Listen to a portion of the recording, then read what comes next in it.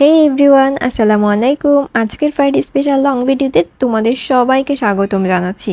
আজকে আমরা শিখব কিভাবে ফেলে দেওয়া বিস্কিট, চিপস বা চকলেটের প্যাকেট ব্যবহার করে খুবই সুন্দর একটি ডিআইওয়াই ফটো ফ্রেম বানানো যায়। তো আজকের এই ফটো ফ্রেমটি বানাতে আমি ব্যবহার করেছি একটি খালি দুধের প্যাকেট। তোমরা চাইলে যে কোনো কিছুর প্যাকেটই ব্যবহার করতে পারো এই ক্ষেত্রে।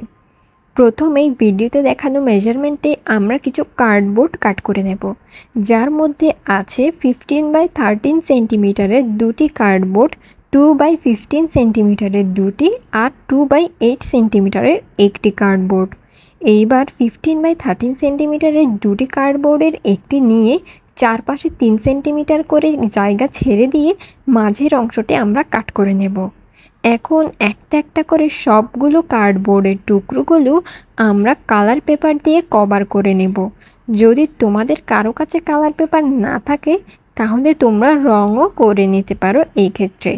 এইবার আমাদের যে প্যাকেটটা নিয়েছিলাম ওই প্যাকেটটি বিভিন্ন শেপের করে ছোট ছোট টুকরো করে কাট করে নেব। এই প্যাকেটের উল্টো পাশটা অনেকটা মিরর এফেক্ট দেয়, যা দেখতে অনেক ভালো লাগে। আর এটা ব্যবহার করে আরও নানা জিনিস বানানো যায়, কিন্তু আমরা চাইলে লিপ্পন আর্টের মিরর হিসাবেও কিন্তু এটি ব্যবহার করতে পারি। যারা বিগিনার লেভেলে আছে তাদের জন্য মিররের এটি খুবই ভালো একটি অল্টারনেটিভ হতে পারে।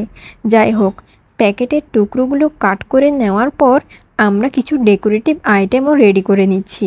এই যেমন ফুল, পাতা, এইসব। হলুদ কালার পেপার ব্যবহার করে ভিডিওতে দেখানো প্রসেস ফলো করে বানিয়ে নিয়েছি 4টা ছোট ছোট ফুল, আর সবুজ কালার পেপার কাট করে বানিয়ে নিয়েছি কিছু সবুজ সবুজ পাতা। এইবার আসবে আমাদের ফাইনাল কাজ। আমাদের আগেই রেডি করে রাখা কার্ডবোর্ডের অংশগুলো একটি একটি করে আমরা গ্লুয়ের সাহায্যে লাগিয়ে নেব।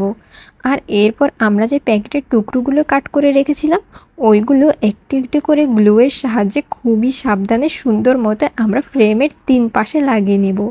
এক পাশ আমরা খালি রাখবো আমরা যে ফুল পাতাগুলো বানিয়েছিলাম তা লাগানোর জন্য। সবগুলো প্যাকেটের টুকরো লাগিয়ে নেওয়ার পর এটিকে শুকানোর জন্য রেখে দেব। আর শুকিয়ে যাওয়ার পর ফুল আর পাতাগুলো দিয়ে ডেকোরেশন করে নিলেই তৈরি আমাদের ডিআইওয়াই ফটো ফ্রেম। এইবার তোমরা তোমাদের সুন্দর একটি ফটো এখানে ঢুকিয়ে সাজিয়ে রাখতে পারো বা গিফট করতে পারো তোমাদের প্রিয়জনকে। আশা করি আজকের এই ভিডিওটি তোমাদের ভালো লাগবে। যদি ভালো লাগে প্লিজ ভিডিওতে একটি লাইক করে দিও। তোমাদের সাথে কথা হবে আবার পরের কোনো একটি ভিডিওতে। ততক্ষণ পর্যন্ত খুব ভালো থেকো। আল্লাহ হাফেজ।